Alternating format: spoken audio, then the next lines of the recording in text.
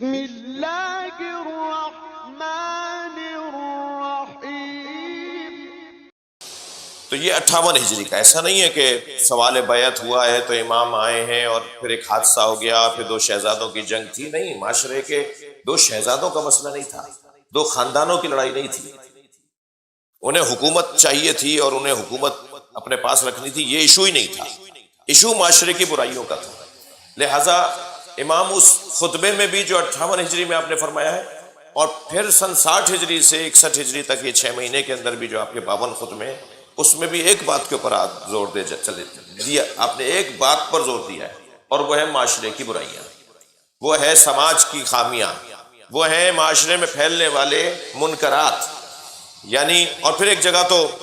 امام کے خطبے کا بڑا حسین منظر ہے، فرماتے ہیں کہ انی لم اخرج، امام حسین کے جملے، انی لم اخرج اشرا ولا بطرا ولا مفسدا، میں اس لیے نہیں جا رہا اپنے گھر کو چھوڑ کر کہ میں کوئی معاشرے میں فساد پھیلاؤں، میں حکومت حاصل کروں، میں کسی کو ہٹا کر خود بیٹھوں،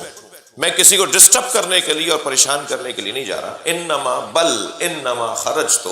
لطلب الاصلاح فی امت جدی، میں اپنے نانا رسول کی امت کی اصلاح کرنے جا رہا ہوں۔ فرماتے ہیں اسیر و بصیرت جدی و ابی، جملے قربان جائیں ایسے جملے ہیں جو فریم کروا کے گھروں میں لگوائے جائیں اور اپنے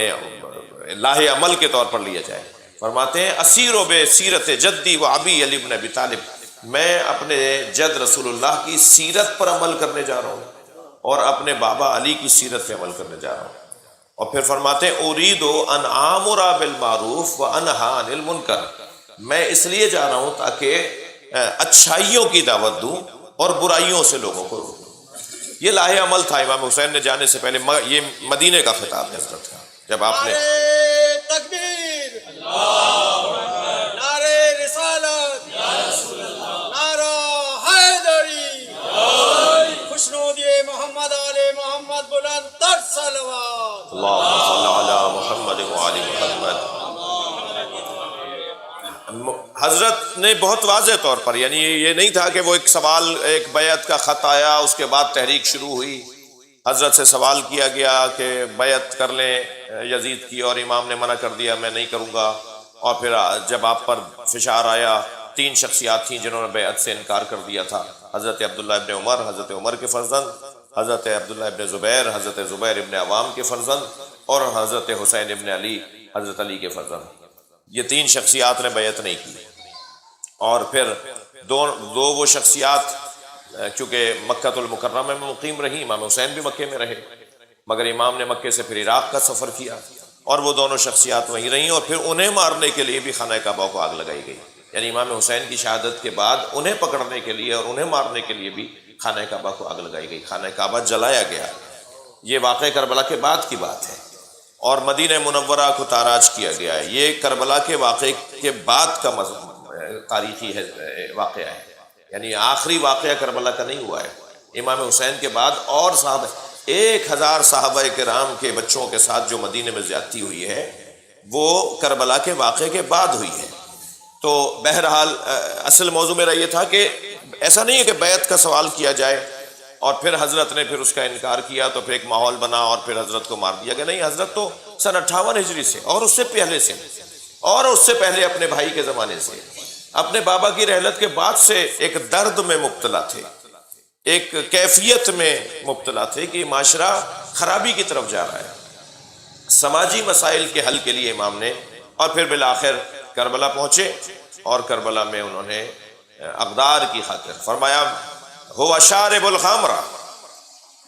نہیں فرما رہے نماز نہیں پڑھتا وہ، کہیں ایک خطبہ نہیں ہے جو امام حسین نے فرمایا ہو کہ یزید جو ہے وہ روزہ نہیں رکھتا،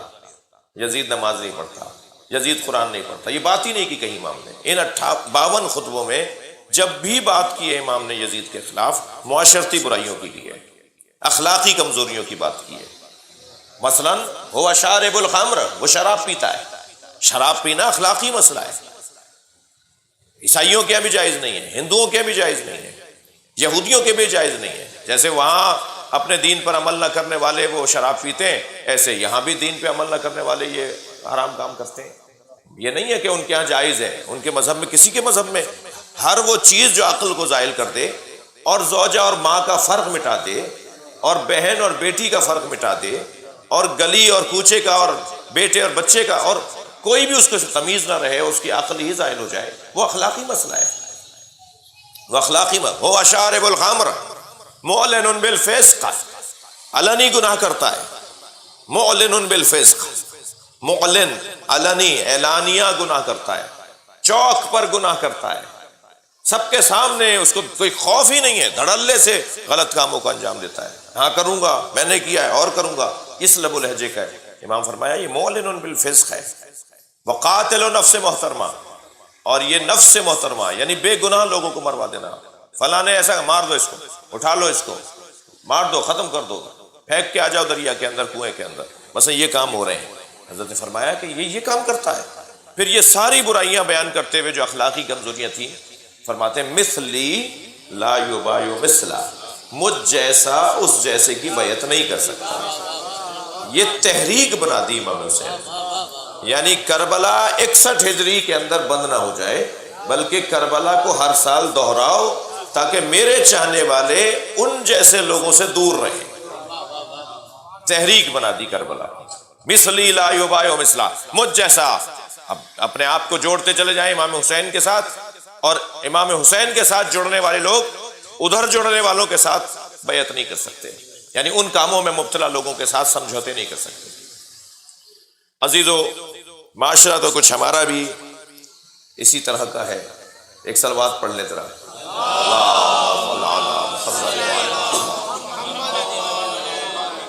اپنے حساب سے اپنا زمانہ ہمارا بھی کچھ پریشانیوں میں ہمیں مبتلا کر رہا ہے اور اخلاقیات کی کمزوری ہے۔ جو اصل میرا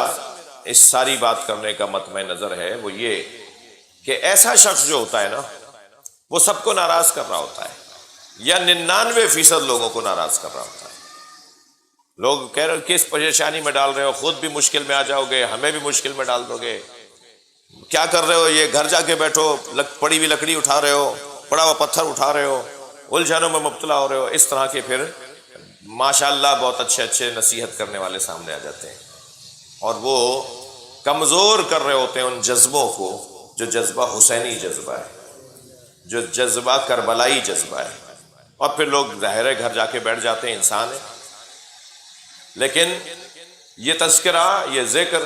یہ کربلا کا بیان، یہ اس کی یاد ہمیں پھر اس دور کے اندر لے کے جائے گی۔ اچھا، اس سے ہٹ کر کوئی مثالیں ہوتی تو شاید ہم وہ بیان کرتے۔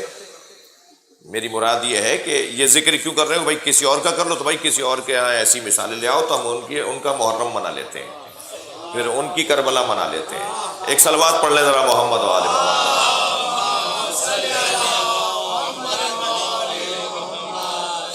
تو گفتگو یہ کہ اس طرح کی جو شخصیات ہوتی ہیں،